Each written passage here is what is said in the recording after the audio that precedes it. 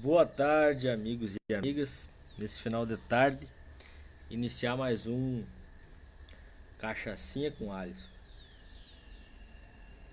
Hoje com a camiseta do Madureira Futebol Clube, né? Camiseta especial do goleiro do Madureira Futebol Clube, em homenagem ao Che Guevara. Tentando manter a calma, né, gente? Numa semana tão tensa, semana tão difícil. E como eu já expliquei em vários desses programas, como eu não sou jornalista, eu sou advogado e eu não tenho tempo para elaborar uma pauta, a pauta é mais ou menos o que eu publiquei no Facebook durante o dia, né? E nesse caso nos últimos dias, né? Ontem eu publiquei, por exemplo, algo que ficou bastante famoso, bastante comentário, bastante compartilhamento, que foi a fala do deputado Cherini sobre a greve do magistério, né? Ele disse que não sabe se o governador está errado e que aposta no diálogo. Isso me lembra assim de cara um personagem do Érico Veríssimo chamado Lucas Faia, que é comparado a uma lesma que caminha sobre o fio da navalha e não se corta. É quem fica em cima do muro. E aí eu fico assim pensando, toda essa tradição sul-rio-grandense, né, dizendo que são gaúchos e muito machos e que assumem posições e tal, mas na prática não é bem assim. Na prática, políticos que não assumem posições fazem bastante votos e se elegem costumeiramente. Um exemplo, o deputado Cherini. E não estou falando mal nem bem, é o fato. É um político que sempre andou em cima do muro, né? Que desde o governo, eu me lembro, o diabo é diabo que é velho. E eu passo as coisas filmando e anotando. Eu me lembro do governo Brito, quando ele era oposição, o último governo que ele foi oposição foi o do Brito. Antônio Brito. 96 a 98. Ah, 98, não, 95 a 98, né? Faz um pouquinho de tempo. Ele dizia que nunca mais ia ser oposição, que não queria mais ser oposição. De fato, não foi mais. Contrariou o PDT em várias disposições até ser expulso do PDT no ano passado e criar o PL, e mesmo assim fazer 150 mil votos. Portanto, na prática, essa declaração dele é uma. Para quem precisa de apoio, são os trabalhadores em educação, os professores e as professoras. Ele não dando esse apoio, ele está dando apoio ao governador e às suas políticas. É isso, gente. É uma política que é nefasta para a educação. Ontem eu tirei um tempo para ouvir de noite a fala dele, própria, dele explicando, e é assim, bem assustador como ele tem a capacidade de tentar iludir, dizer que vai pagar mais, acabando com um dos melhores planos de carreira do país, talvez o melhor do país. Que todo mundo tem dificuldade, evidentemente, para pagar, porque gerir esse estado não é fácil. Mas eu só vou recordar que o Tarso e o Olivo pagaram os salários em dia, né? Deve ser só coordenar o fluxo de caixa. O fato de acabar com o plano de carreira e do jeito que ele quer transformar tudo em parcela indenizatória é fazer o salário do professor regredir, sobretudo quando ele mais precisar, que é no momento da aposentadoria. Portanto, isso é acabar com a educação pública, porque os profissionais não vão querer ir para um tipo de situação assim. Falando isso, vou logo porque eu separei para o último ponto aqui, que é a minha solidariedade à professora Helenir, que é presidente do CEPERGS, que aliás alterou sobremaneira a condução do CEPERGS nos últimos anos, de forma que transformou o CEPERGS num instrumento ainda mais qualificado de luta social, de luta política, sim, porque é uma representação política. Tem gente que tem medo dessa palavra, mas vive fazendo, né? Os grupos de direita vivem dizendo que não fazem política, mas estão fazendo política, dia e noite, né? A professora Helenir hoje foi agredida agora no final da tarde, né? Nessa grande assembleia do CEPERGS, vou pegar os números por baixo, tá? 15 mil, o CEPERGS fala em 20 mil, vamos dizer, 15 mil pessoas, vamos deixar por 15 mil pessoas na Praça da Matriz hoje, fazendo a Assembleia Geral do CEPERGS e botando na prensa não só o governador, porque não é só o governador, os deputados e os partidos, o que eles representam. E aí eu tenho que ouvir coisas assim, tipo, ah não, eu votei no Sartori. O Eduardo Leite disse antes da campanha, eu vou fazer o que o Sartori deveria estar fazendo, queria fazer e não tem capacidade. E o que o Sartori não tinha capacidade para fazer esse tipo de enfrentamento que ele está fazendo com maioria na Assembleia? que é acabar com o plano de carreira, que é o sonho do MDB. Ou vocês acham que tem diferença entre Sartori, Brito, Ieda e Eduardo Leite? Me aponte. Falando nisso, o ano passado, os trabalhadores de educação, os professores e professoras, apanharam da polícia no Paraná. Adivinha quem era o governador? De que partido ele era? O senhor Beto Richa, do PSDB. De que partido era Ieda Horácio Cúcios, que disse que pagaria o piso, mas acabaria com o plano de carreira? 4 anos ela foi governador do estado do Rio Grande do Sul. Se em 4 anos as pessoas não entenderam o que ela representava, fica difícil fazer política. Eu teimo, eu tento, né? Mas é difícil. Se não entenderam depois do Rigoto, do Brito e do Sartori, que são do MDB, o que eles representam, o que eles querem na política, fica difícil. Mas toda a minha solidariedade aos professores. Espero que façam, que essa greve tenha fôlego, né? Acho que amplos setores da sociedade estão apoiando, exceto os caminhoneiros, né? Eu vi de um caminhoneiro que, se tivesse bandeira branca ele apoiava. Engraçado, né? Eu vi escolas paralisarem, botarem alunos na frente das escolas de bandeirinha para aclamar a greve dos caminhoneiros, que era para derrubar um governo legitimamente eleito com 3 meses de mandato. Em março de 2015, digo a data, o horário e o local. Porque eu tava lá e eu sou só meio bobo. Não bobo por completo. Eu sou meio bobo. Nessa época, inclusive, eu morava em Tiúgo e eu vinha todo o dia para Soledade sozinho, coisa porque os caminhões estavam proibidos de passar. Levava pedrada quem fosse. E o Estado demorou, o Estado brasileiro, o governo federal, quase um mês, eu acho, para se movimentar, para conseguir uma liminar, para daí então desobstruir a pista. E aí chamavam nós de autoritários. Hoje nós estamos vendo o governo federal falar em excludente de ilicitude em caso de mobilização popular. Ou seja, pode matar quem estivesse na pasta matriz hoje e está excluída a ilicitude do ato de quem matou, ou seja, do policial que matou. Eu duvido que um policial em sã consciência concorde com isso. Porque esse discursinho fácil de bolsonarismo, de que tem que matar e daí tem que responder processo. A gente sempre tem que responder processo, sempre vai ter que dar uma satisfação quando mata alguém. É óbvio, mesmo que em legítima defesa. Vai ter que chamar, vai ter que ser ouvido pelo delegado, vai ter que dizer como é que foi e vai ter que reunir o mínimo de elementos para provar. Agora, ser excluída a ilicitude do ato porque há uma movimentação popular, meu Deus do céu, cara. O que foi de gente na rua para derrubar a Dilma? Mas então a Dilma poderia ter mandado a polícia matar tudo aqueles patinhos amarelos. Mas que absurdo, mas de onde é que a gente consegue... Como é que as pessoas conseguem conceber umas loucuras dessas? E isso o presidente mandou projeto de lei para a Câmara. É projeto de lei. Isso é um absurdo jurídico. E ontem nós tivemos mais um absurdo, que é o ministro da Fazenda. O ministro da Fazenda nos Estados Unidos, né, professora Maria Beatriz Knieifert? É triste o que está acontecendo com a educação. Nós não temos na história, professora, algo similar à ignorância que está sendo propagada no país. Isso me lembra um vídeo do Humberto Eco, que eu publiquei ontem também, sobre os 14 passos do fascismo. E um deles é acabar com o conhecimento, com a moral que o conhecimento tem na sociedade, né? Para que eles possam difundir suas ideias ignorantes, sem nenhum problema, vamos dizer assim, né? Porque é ignorância, né?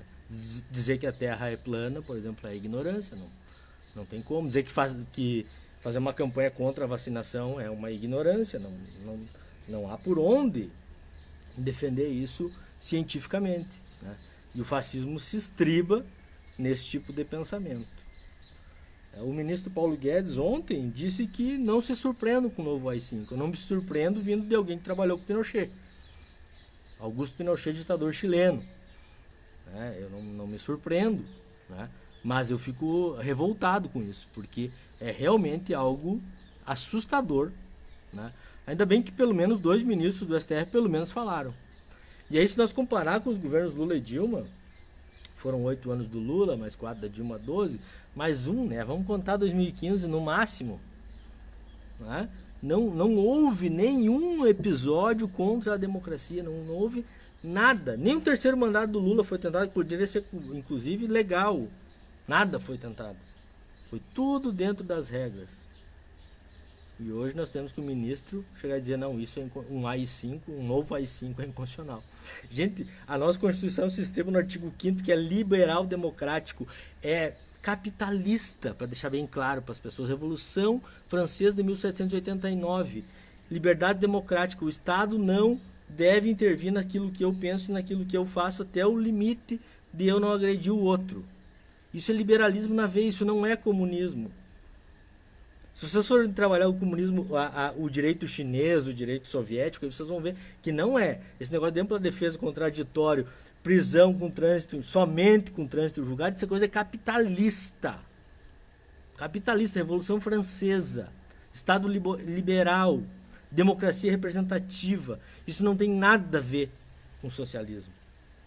Pelo menos não com a tradição socialista, embora Marx tenha reconhecido avanços importantes na Revolução Francesa. Né? Então, é algo assim absurdo que a gente está vivendo. Mas um dos ministros mais importantes, o ministro que convidou o Moro, que tratou com o Moro antes das eleições, do segundo turno das eleições dele ser ministro, ou seja, alguém com poder para negociar uma coisa dessa, uma vaga no STF para alguém que era juiz de primeira instância e que perseguia o candidato que venceria as eleições não fosse perseguido e preso. Né?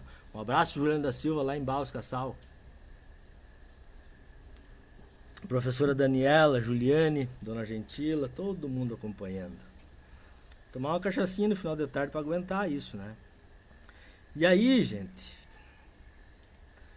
o Lula se manifestou sobre isso, sobre essas manifestações, sobre a excludente da licitude do Bolsonaro, que vamos para os fatos. Seria como matar professores hoje e ficar por isso mesmo. E esses são os fatos, gente. É isso.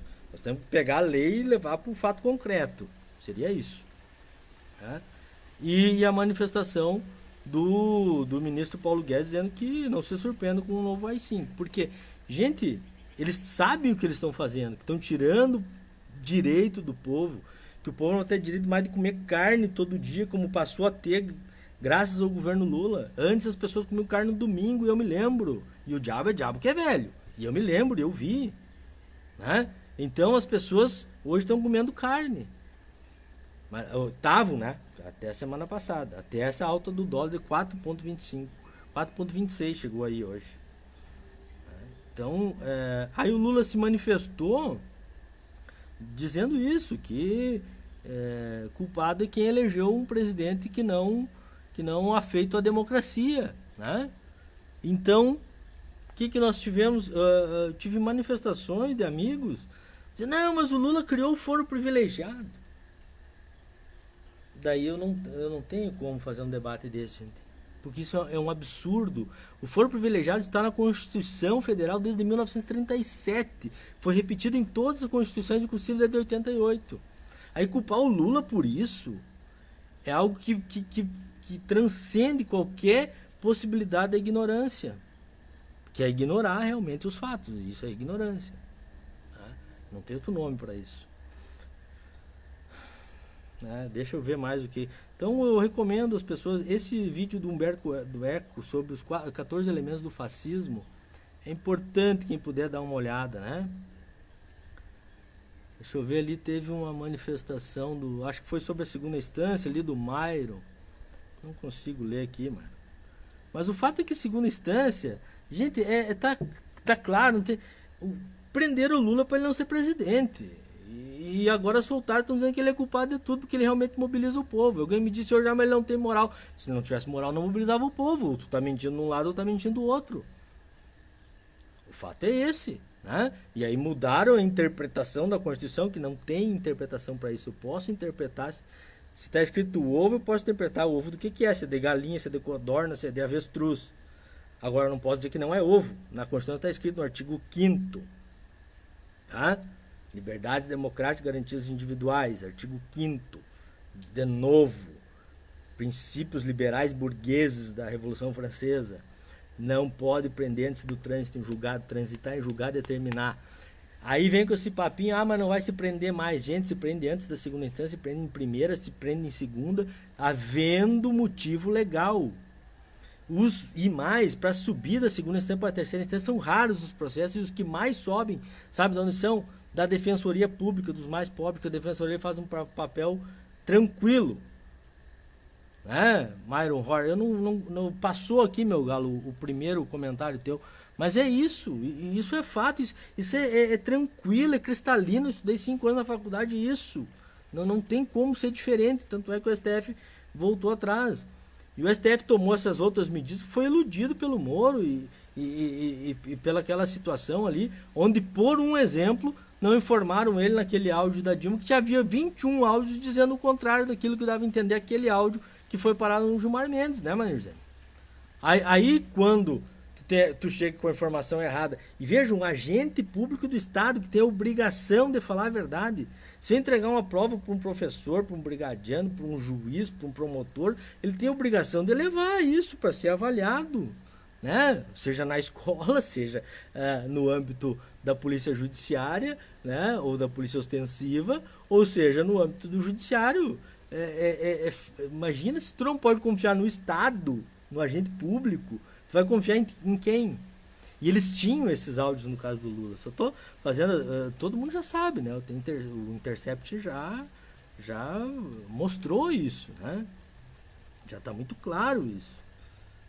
Então assusta, sim, a ignorância com que algumas pessoas, e a ignorância é isso, é não valorar aquilo que está já comprovado, né?